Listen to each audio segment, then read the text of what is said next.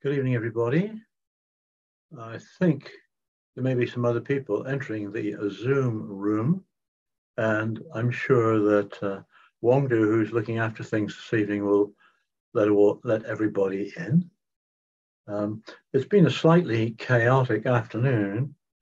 I was going to say here at the Buddhist Society, while I'm at home.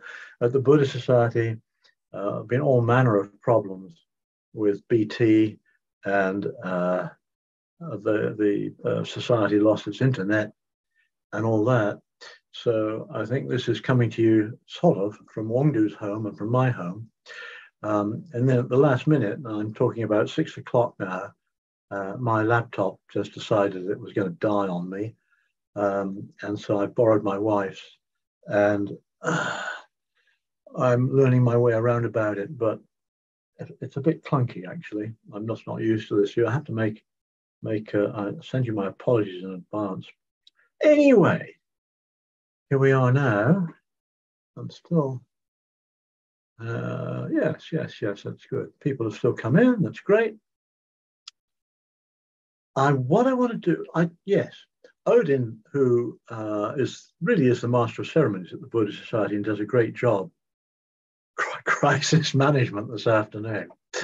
Odin does a great job, and he really likes me, encourages me to have a little theme for these Thursday classes, and I do what I can to help in that regard. And I thought the theme I'd have this evening was to do with thinking, and the reason for that is 2 weeks ago there was questions and discussion about the problem of thinking, and so my theme right now is thinking a problem? Is thinking a problem? And I just mean when we meditate. Is thinking a problem when we meditate?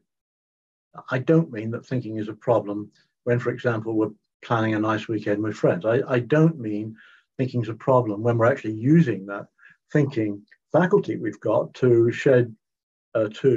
radiate wishes of goodwill, loving kindness to all sentient beings.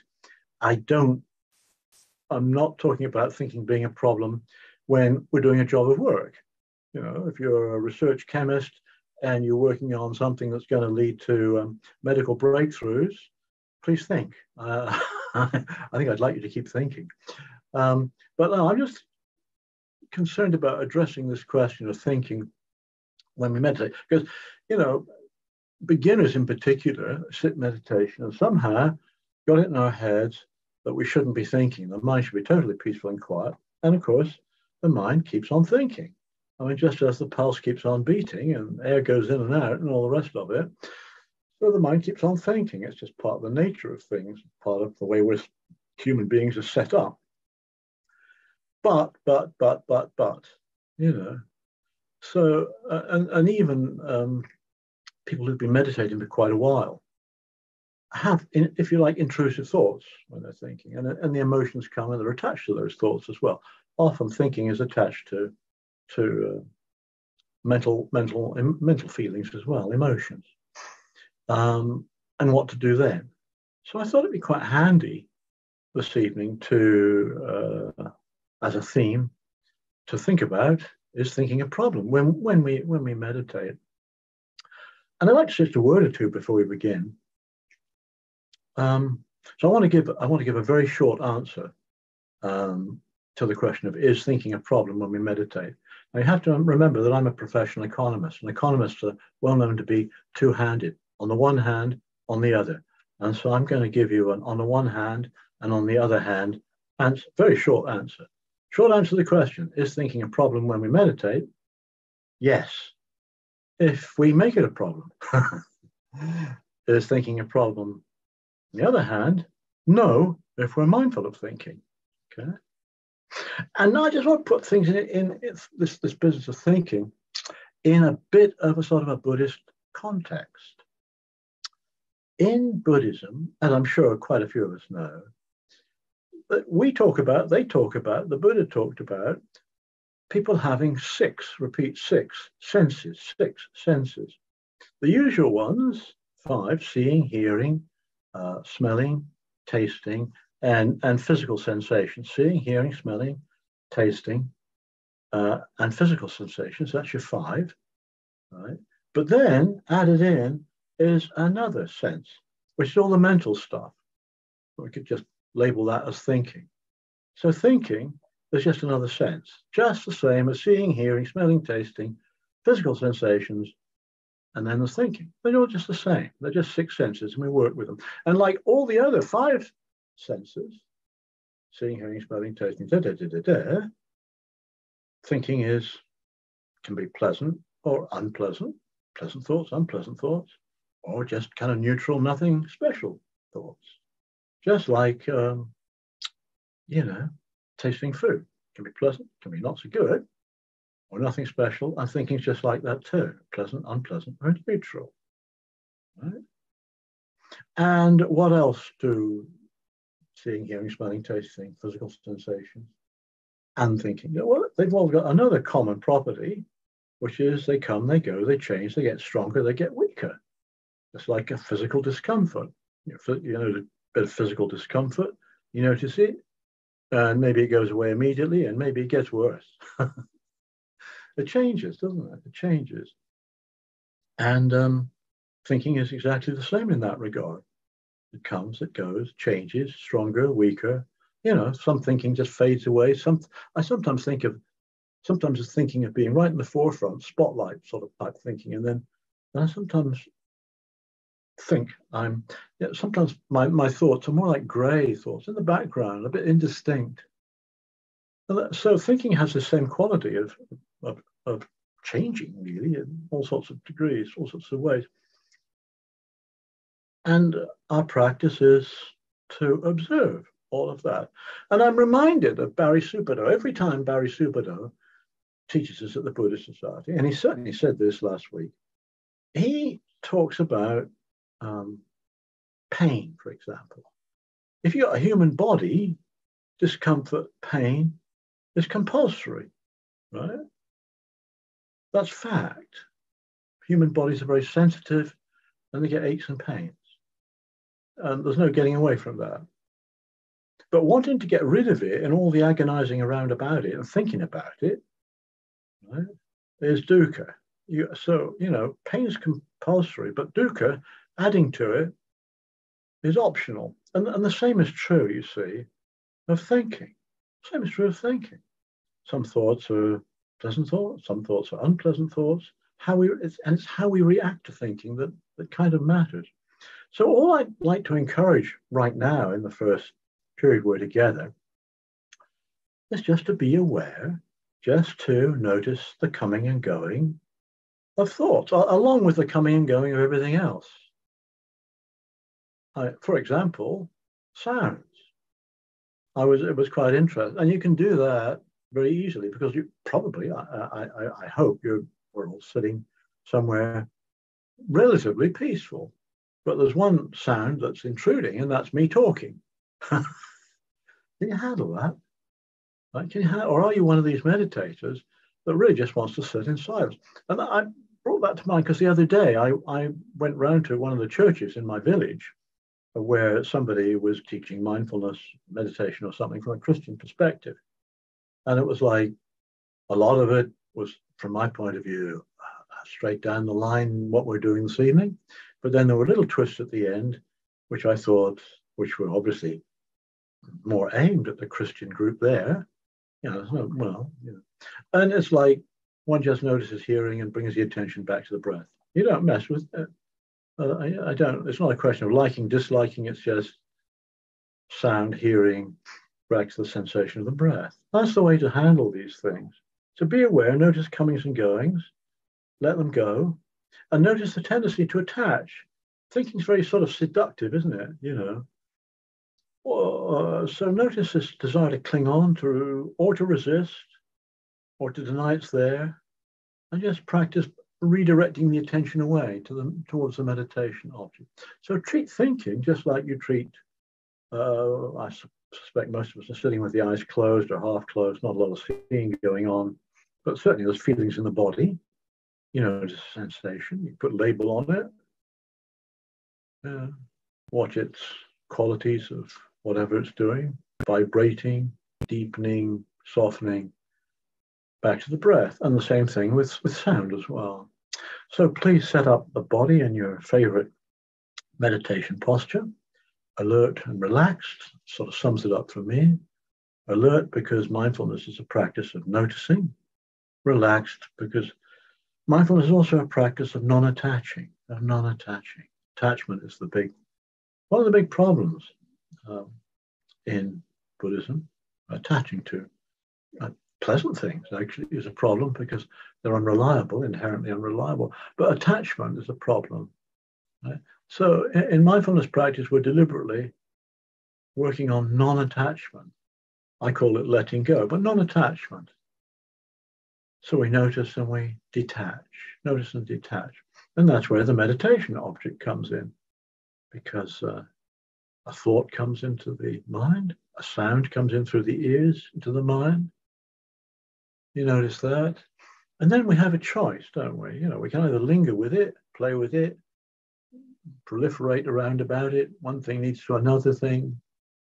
Or we can deliberately, we've got choice, point the attention back to whatever meditation object we use. I'll say that's the breath, but there are plenty of other meditation objects as well.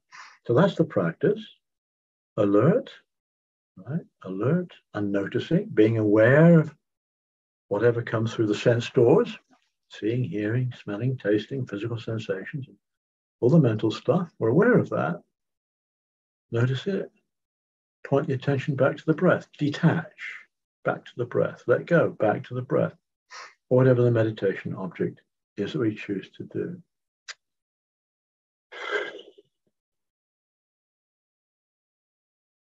Other aspects of posture. I mentioned, I think it's a good idea to close the eyes or half close the eyes, because this is all about turning the awareness inwards, actually. Hands parked out of the way. Which is always quite interesting because hands are sort of instinctively sort of quite restless, grabby things. And you just put them somewhere and let them be. You can notice that energy, impulse to move. Notice that, let go, back to the breath.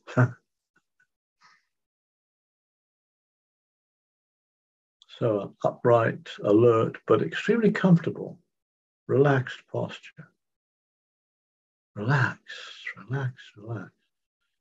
It supports the attitude of, well, there's nothing really to get. Everything to sort of let go of. Relax.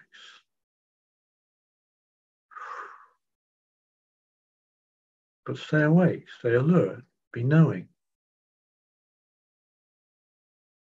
Be the witness, a relaxed witness. Oh, that's the story. Okay. How is the body feeling? Just check it out for sensations. So we're not kind of surprised by anything. Oh, you notice there's a bit of tension in the knee. All right, there it is. I acknowledge that. Or maybe a bit of dullness, a bit of heaviness. Lesson from that is perhaps more alert posture, a bit deeper breathing perhaps.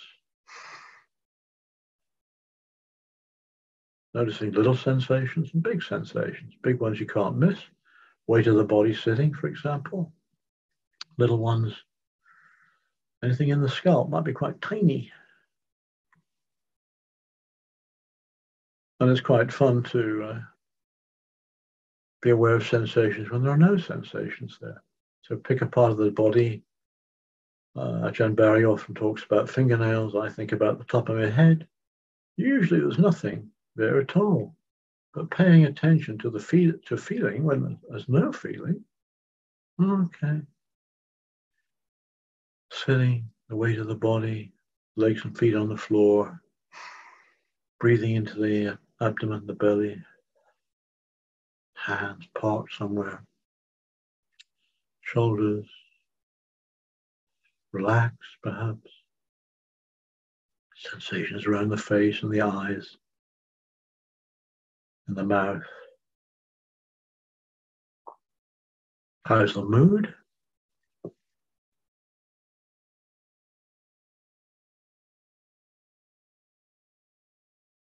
happy, down, dull, hyperactive. And we just know that.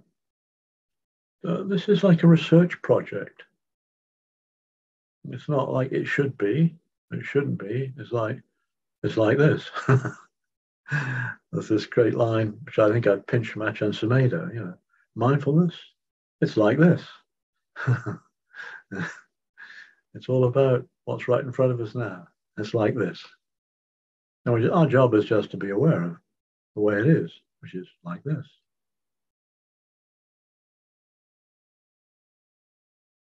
And then to help us, whatever meditation object we use, the feeling of the breath, or sensations in the body, particularly on a particular spot of the body, like the palm of the hands, or a mantra, maybe well, peace, or some of us use mala beads, rosary. Well, these are just little anchors at which to direct the attention.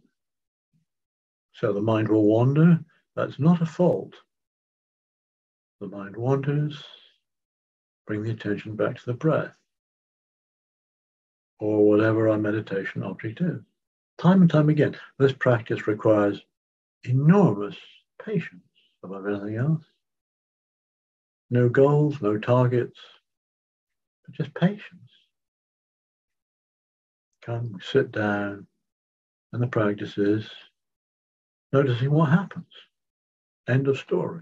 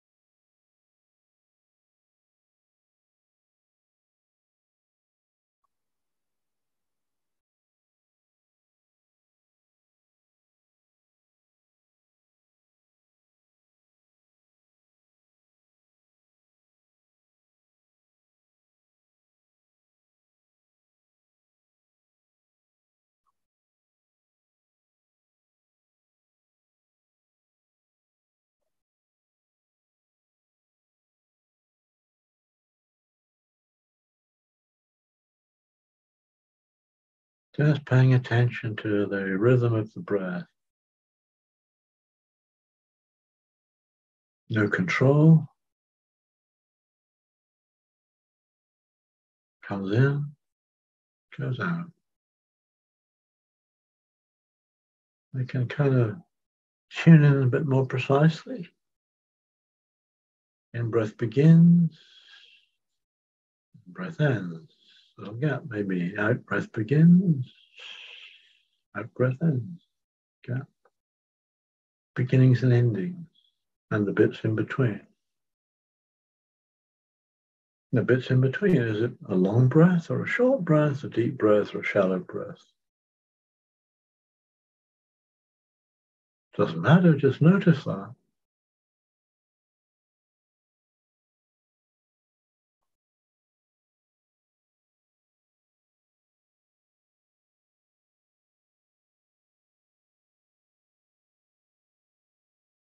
And if the mind is really quite scatty, you can anchor it a bit more firmly on the breath by counting along to the breath.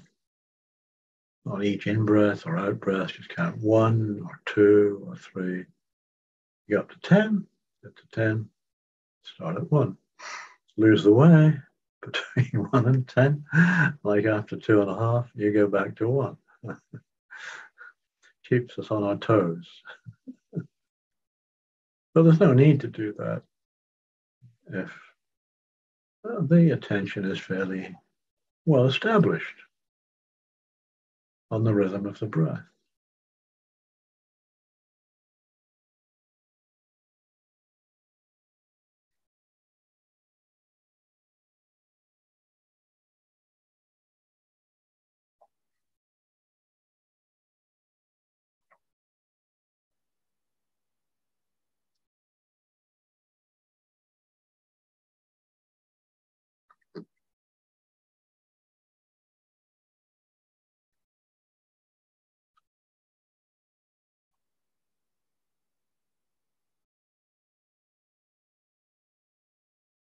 And this is not heavy-duty concentration on the breath. It's not like that. It's like the breath is a little default position there.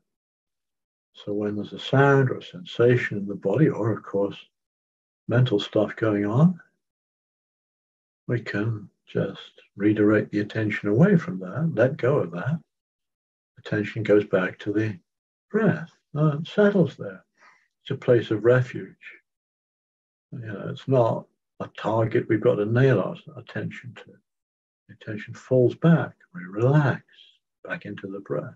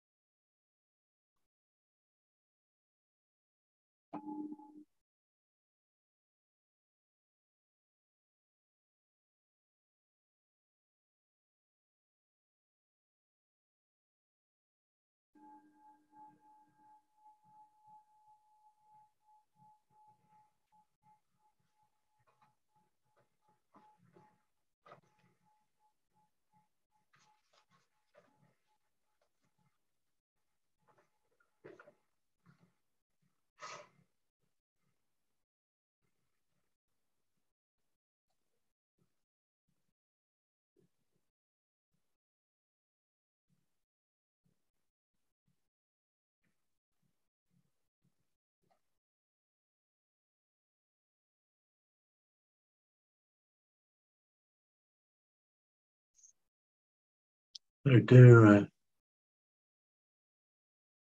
stretch if you need to.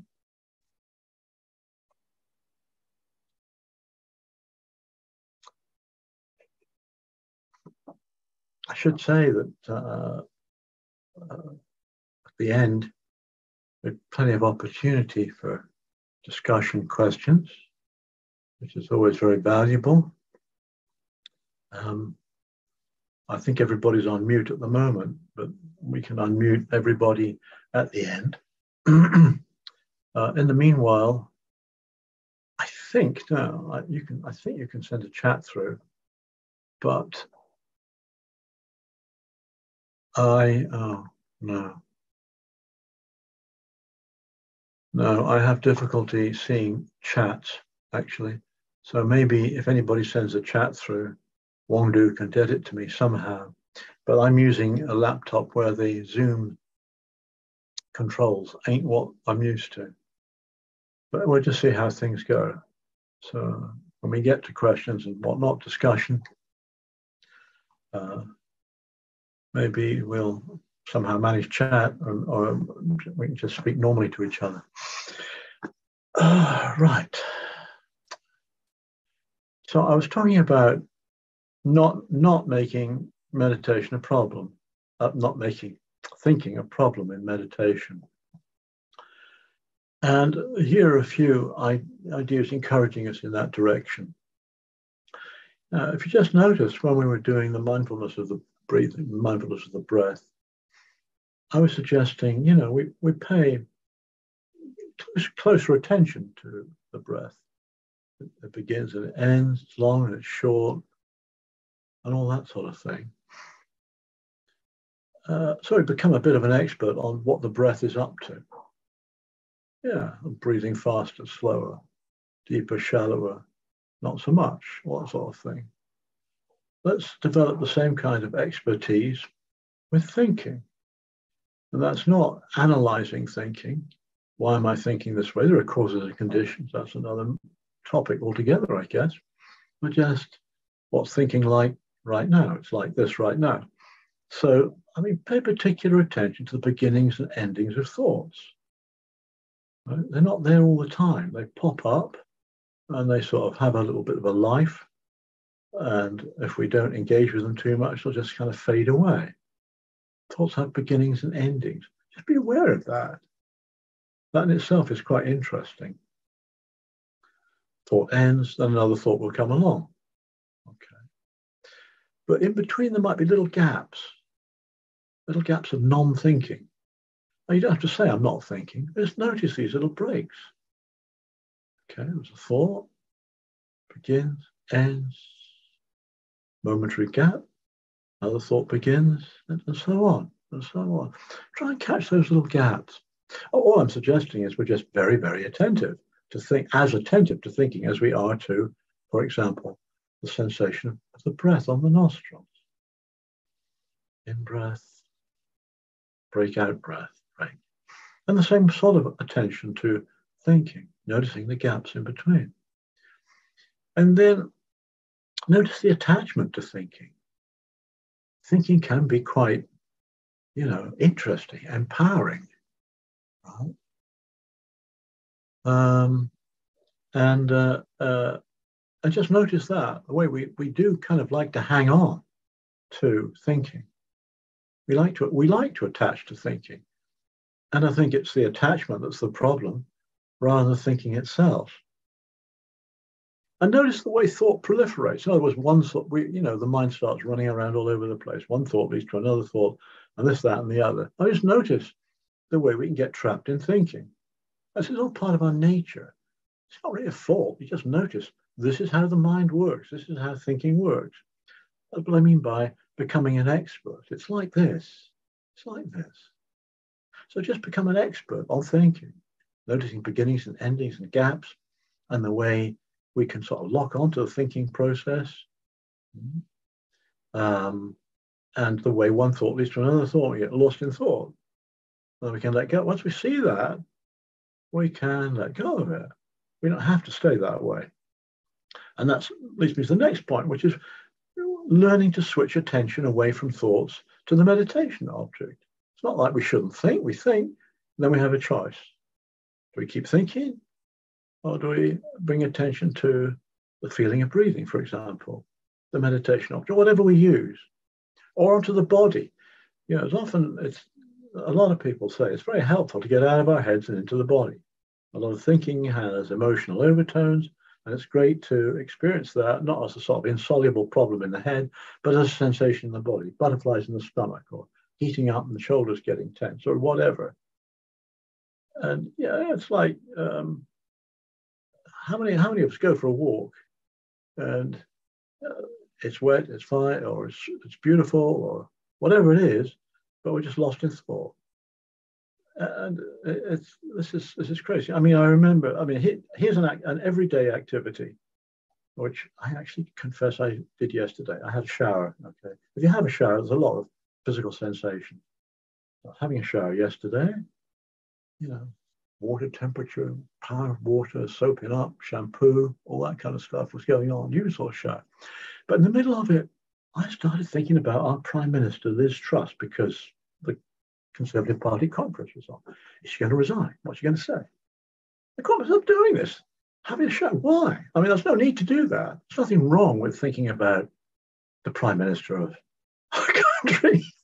It's kind of wacky, though. You don't have to do that. You can let go of that and focus on cleaning up, having a shower. It's very helpful to be able to direct the attention away, deliberately away from thinking to a physical activity. When we go for a walk, we just walk. Simple as that. Go for a walk, just walk. Got to do the washing up, just do the washing up. Have a shower, full stop, without getting ensnared by thinking. We just train ourselves to do that. It's really important also when we're meditating to be aware when we're not actually thinking. I keep on emphasizing that it's just not true that we think all the time. We don't. So notice when we're not thinking. And that's like this practice of being aware of sensations in the body, but pointing that awareness of sensation to an area where there's no sensation. So notice not thinking. And then an obvious point is if we do want to quieten the mind down a little bit, that busy thinking mind, that's where the meditation object comes in. So that's why the breath is just a great meditation object for thinkers, because it is so neutral. It's potentially peaceful. It's not stimulating. That's a bit of a problem because it's not. We like stimuli. The breath is beautiful if we can tune into the breath. Let go of the thinking process. Another meditation object which I find extremely helpful is the following. I think most of us, when we think verbally, internal speech. Okay. So why not use a form of an internal form of words, which in a sense displaces the mental chatter we'd have otherwise. And I'm thinking of things like a mantra. Right? Rather than thinking, what am I going to do later this evening? Why don't I think peace, peace. May I be well, may others be well. Buddho, Buddho. Tibetan, Om Mani Padme Hum. So as long as I'm thinking that, there's no room for me to think, what am I going to do when the class is over? And there's another meditation practice which Ajahn Subhaddo has emphasized, which a lot of us find very helpful, is listening to the sound of the silent mind. I could talk about that on another occasion, but essentially, we turn that hearing faculty inwards to the inner. When everything is silent, there's a sound of a silent mind, the sound of silence, and it's very neutral, but quite interesting. And we have to make a positive effort to think through it, so we don't do it. We don't think through it. So use an appropriate meditation object to help quieten down the thinking mind a bit, if that's what we want to do. And then one final tip, which is asking ourselves a question to which there is no logical, sensible answer. And I haven't really practiced Zen Buddhism to any degree at all, but that's what the koan is all about. Asking a question to which there is no obvious answer. Like, what is the sound of one hand clapping? I mean, just contemplate that for a moment. Two hands. What is the sound of, that's two hands clapping. What is the sound of one hand clapping? It makes no sense. What's the sound of that? And if we sort of wrestle with it's the wrong word, but just work with that logical thinking mind just says, blow this for a game of soldiers. I'm going to give up. And the one I found very helpful there is just asking the question, who? Whatever comes to mind, who? Who's saying this? Who's thinking this? Who? And it's a gentle probing practice to which there's no real answer. Who's doing the thinking and who thought that? So these interesting challenges, if you like, to the logical thinking mind to encourage it just to shut up. Okay, let's sit some more.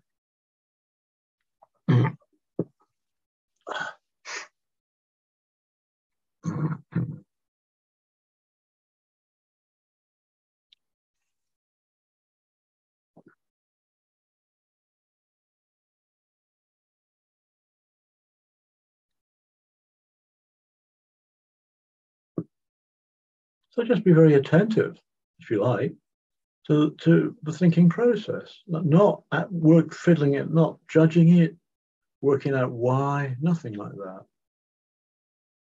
It's like a thought comes and it goes. Wow.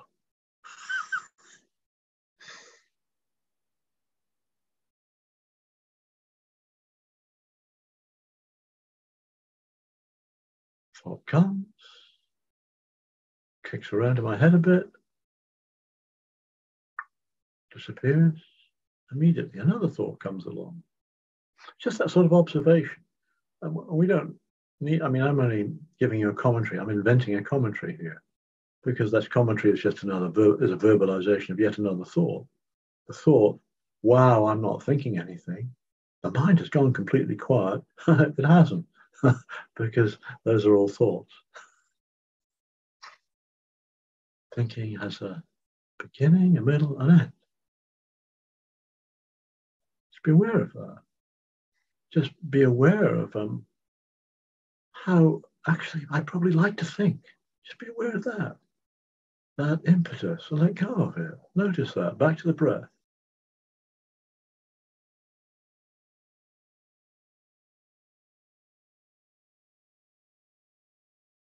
This is what I mean by saying, we don't have to make thinking a problem if we're just mindful around about it. If we're as mindful as we are of thinking, as we are about the in-breath and the out-breath, it's not a problem. It's just another meditation object.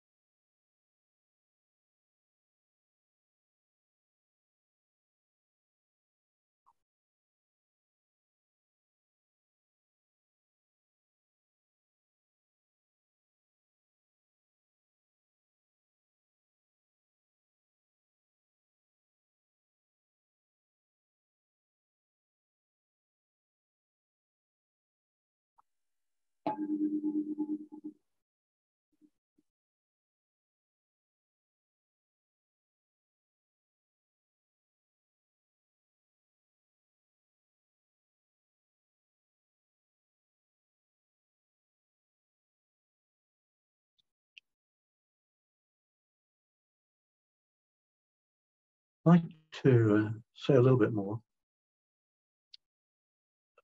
about all of this. I mean, is there some sense in which thinking is a problem? I've been sort of saying, oh, no. Or rather, it's up to us, really. I think thinking does become a problem for us all when we attach to thinking. And in particular, when we attach to thinking and identify with it, I just notice, first of all, that's an easy thing to do. But equally, we've just been sitting meditation for the best part of an hour. And thoughts have just come and gone through the mind, just as feelings have, just as sounds have, and anything else. Thoughts come and go. And what we've done, just look at our thoughts or notice our thoughts. They come, they go. The stronger, they're weaker, and they evaporate, and then they come back again.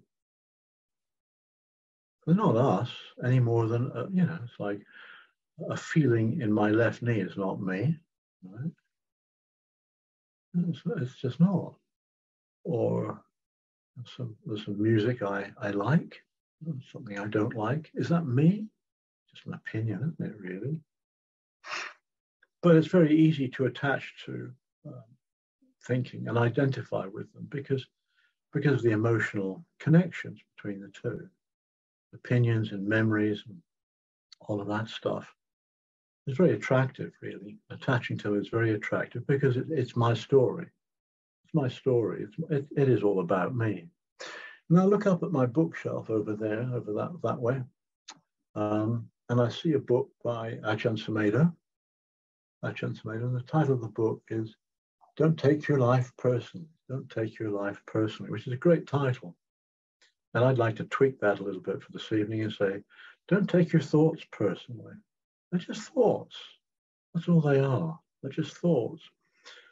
And attaching to them, it may be attractive, but often it does not help. It just consolidates this sense of a self around something as unstable as emotions and memories and all the rest of it.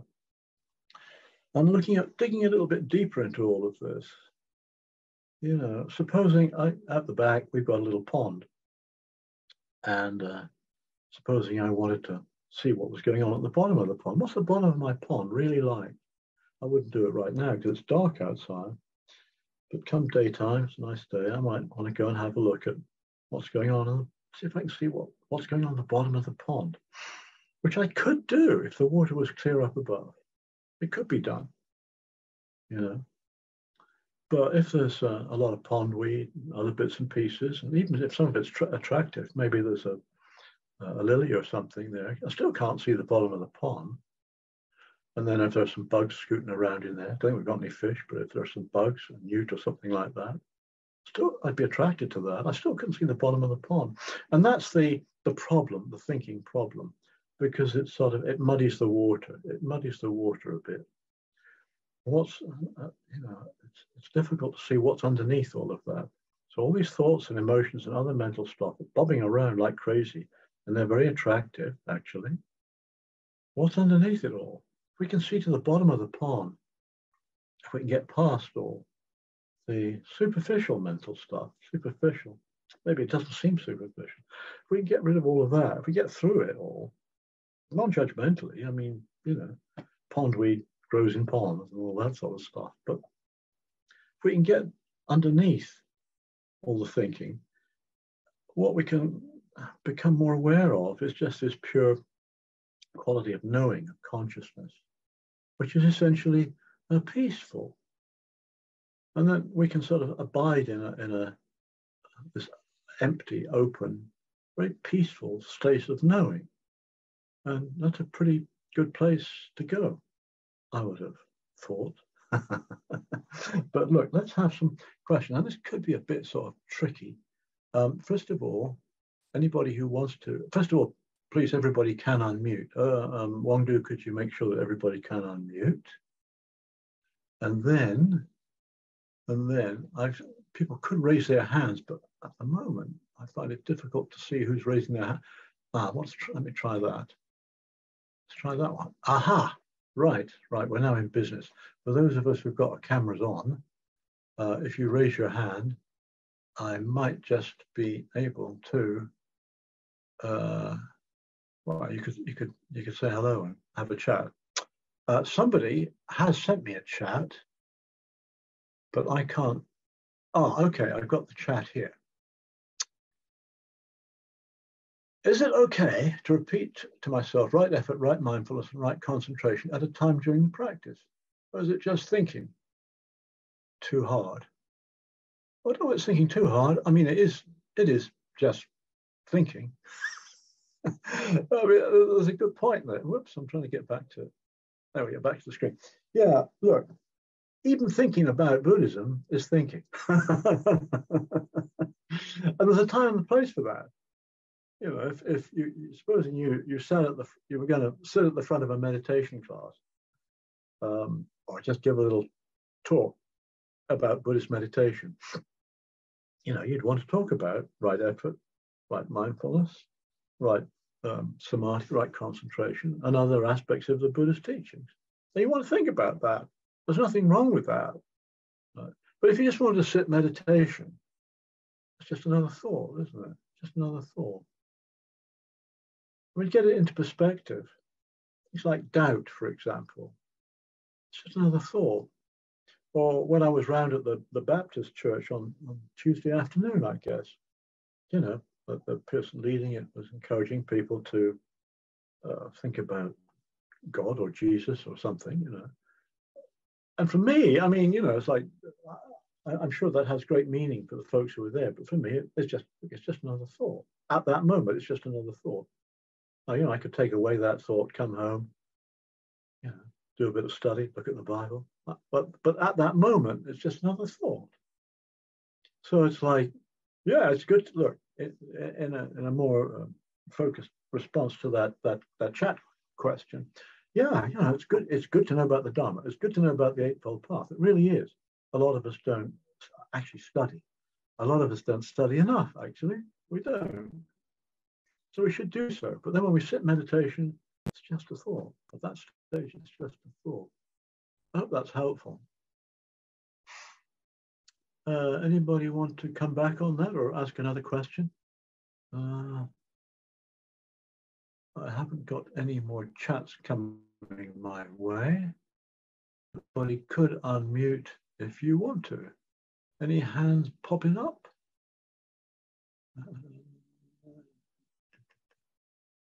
guess I can't see.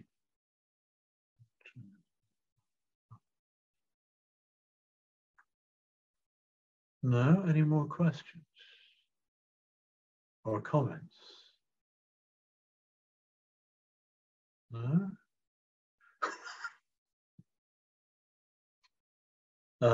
Next week, I hope normal technology will be restored, and it's Richard Bober who will be leading the class next week. So do come along.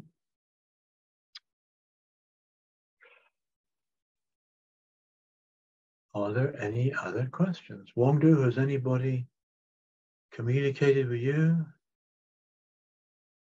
at all? I don't think so. Oh, somebody said, oh, Alan, yes. Could I ask another? My question is, how do you avoid being the breath, being very conscious that you're breathing rather than following the breath? You know, I find myself breathing. I'm aware that I'm breathing rather than following the breath. If that makes sense. Can you give me an example? So when you're concentrating on the breath, I end up concentrating on my breathing in and out, and it becomes in the body as opposed to existentially looking at the breath from a third-party perspective. And I just find myself sucked into that. So it becomes a breathing exercise. Yes, it's sort of, I mean, look, it is. It's a physical practice. And don't forget, we're not trying to control the breath in any way at all, in any way at all. So it's, you know, when I think of a breathing exercise, I'm thinking of the times I used to do yoga and pranayama and all of that sort of thing. Or back in the day when I used to run quite a lot, I certainly used to monitor my breath according to the pace I ran at and all this kind of stuff. It's not like this at all. You know, it's like we're just using an object which is the ordinary breath, the breath at this moment, just the way it is right now. And all we have to do is just be aware of it. We don't even need to comment on it. But that's an interesting thought. Because, I mean, you know, I say things like, is it long, is it short, is it deep, is it shallow? And I'm certainly not suggesting that we should give a running commentary like that on it. We should it's more like just tuning the attention to follow the breath, whatever it's doing, whether, you know, but so much so that we are actually aware of whether it's long or short or deep or shallow or hot or cold or whatever it happens to be, without, as I say, you know, stopping to think about it. It's just like it is. And what those sorts of guidance are intended to do is just to actually encourage the mind not to wander so much. It's enough just to be with the breath, the next breath, whatever it's like, just be with the breath without figuring it out at all. Now, I mean, that's not a good meditation object if, you know, we've got some sort of, if we've got a cold in the nose, for example. It's not, we've got to do something else. Because otherwise the whole thing becomes a bit of a struggle. All sorts of other things in truth. But it's just, you know, just the raw sensation. As I say, you know, my favorite phrase is this one from Ajahn Subhaddo, which is mindfulness, it's like this. It's just like this. Full stop. Full stop. If we want to impose a commentary on it, that's our business, but it's just like this. It's just like this. And so the suggestion is that let's not complicate things. Not complicate things. Is that any help to you, Alan, at all? Yeah, that's a great help. Good. Yeah, just keep it simple. One breath at a time. But above all, keep breathing, all right? Any other questions, thoughts at all?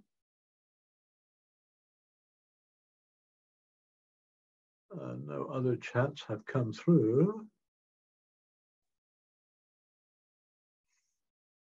I'm guessing, but I'm thinking it's possible that next week, when Richard Bober takes the class, it may well be that it's kind of hybrid, because Richard lives in London, and I know the Buddhist Society is encouraging, obviously, more people to come through the door. So if there is anybody here who kind of like lives in London or within striking distance of essentially Victoria Station, I mean, do look at the website first of all. Richard, I mean, I don't know what Richard's, you know, plans are for next week, but you might just want to see if he's doing it hybrid. He'll certainly be doing it online as well as if he does it in person, he'll be doing it online as well. So he could kind of drop into the class.